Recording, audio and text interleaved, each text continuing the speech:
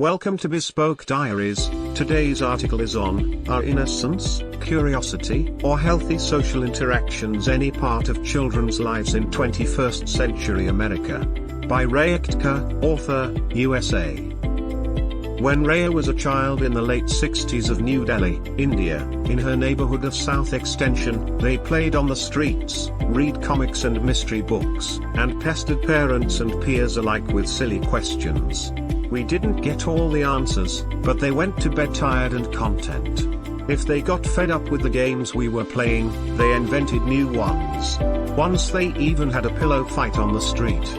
She doesn't remember how they explained the burst pillows to their parents that night, but we did have a lot of fun. Boredom was a word they didn't know since there was always something to do. If it rained, they sped home, changed into old clothes and sang and danced in the monsoon rains, trolled the lengths of gushing rain drains, and jumped for joy the rains had finally come. If it was sunny, we played with marbles on dusty sidewalks. Hide and go seek was always a failsafe for any afternoon, be it summer or winter. Most of the games we played had Hindi names, so they wouldn't ring any bells in the minds of an English-speaking audience, but none of those games required anything more than our physical presence, and sometimes an old tennis ball. Other than that, all our props came from the organic world around us. Sticks, stones, flowers, leaves, piles of construction sand on which to build sandcastles, mud. The choices were endless because our imaginations were limitless. What our games did involve was a lot of running, shouting, laughing, hair pulling, and an ongoing, unceasing banter. Today, Raya lives in America, where she works as an interpreter in hospitals and courthouses when she is not writing novels.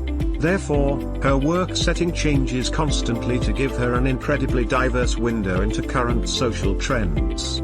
During her workday, she often sees parents give 6-month-old babies electronic devices, always with a screen, to keep them busy, quiet, and out of the parents' way.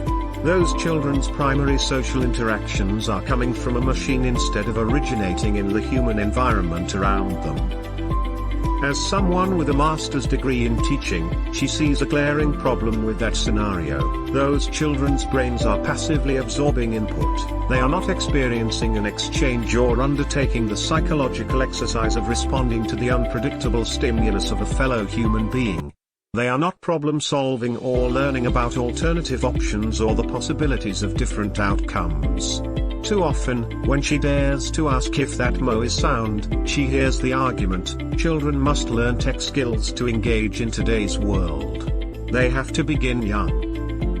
Really? Raya believes that in the past 4 decades the human brain has evolved more than it had in the prior 2 million years. Enough that children don't need to learn about patience, forbearance or delayed gratification or discovery through experience.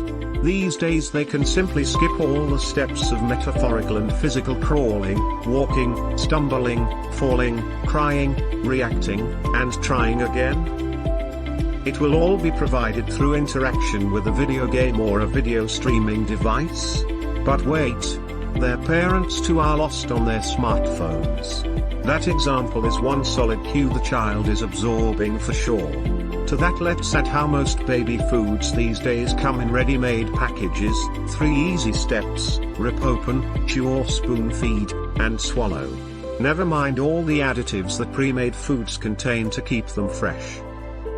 Who the hell needs to cook with messy real ingredients when billion-dollar advertising assures us that ready-to-eat, microwavable foods are all super healthy? Of course, all the conditions children are diagnosed with that we are running out of alphabets to codify can't possibly have anything to do with their highly processed diets. That's just stupid, backwards thinking. Playing on neighborhood streets too is unheard of, since that is plain dangerous, not to forget how today's children wouldn't even know what to do under those circumstances. Most don't know how to play, they are more comfortable interacting with some expensive device. They react to the constant brain stimulation provided by digital cliffhangers, not real-life circumstances. Raya wonders if they could climb a tree to save their lives, and falling, scraping their knees, and continuing to play is such a foreign concept that it belongs in last century lore. Perhaps they know how to swim, but increasingly pastimes like swimming, hiking, skating on frozen lakes, or rock climbing are rich folks' sports, not available to the average, inner-city child, anyway. However, regardless of their parents' economic standing, children today also don't understand the intricate art of the family dynamics of sitting down to a regular meal at a dining table. When to speak, why to speak, or how to speak have become old-fashioned concepts. What they do understand all too well is the unlimited choice of the internet, offering them an ever-increasing lure of items their parents can't keep up with buying for them. Thus, they learn the folly of discontent without exemption. Does that mean she is claiming that discontentment didn't exist in her childhood? No. Every child from any era can remember some peer having an expensive bicycle, doll, bigger house, or a fancier family car, but at least those were items that a nice kid might have shared to ease the longings of the less fortunate in their community. Today's American child, instead, sees the unchecked virtual array of 2 million things that they cannot have. There is little average parental supervision to protect them from the psychological damage of marketing or consumerism. And let's not even enter the realm of virtual predators online, preying on the mental hunger of lonely children. That is a whole other scorpion pit.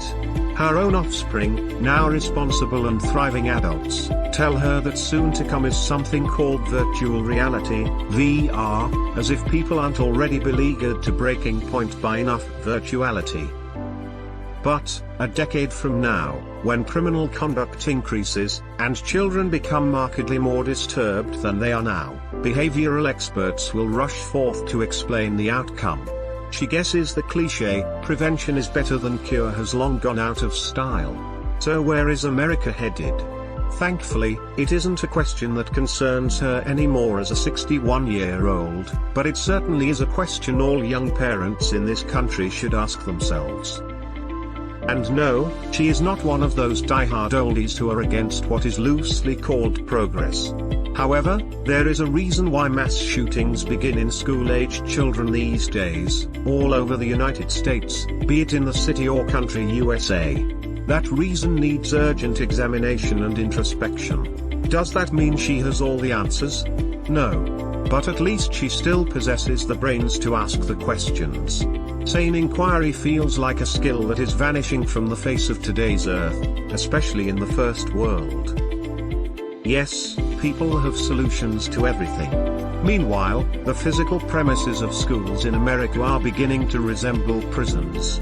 During each minute of each day, a new tech device comes online to solve/answer/address another new problem. Doesn't anyone notice how the problems are multiplying at double the speed of the solutions?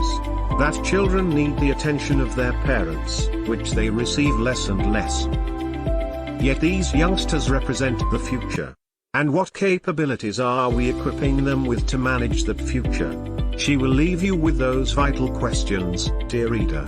Because sometimes the questions are more important than the answers. Thank you for your time. Don't forget to like, subscribe and share. Do leave your thoughts in the comments section below.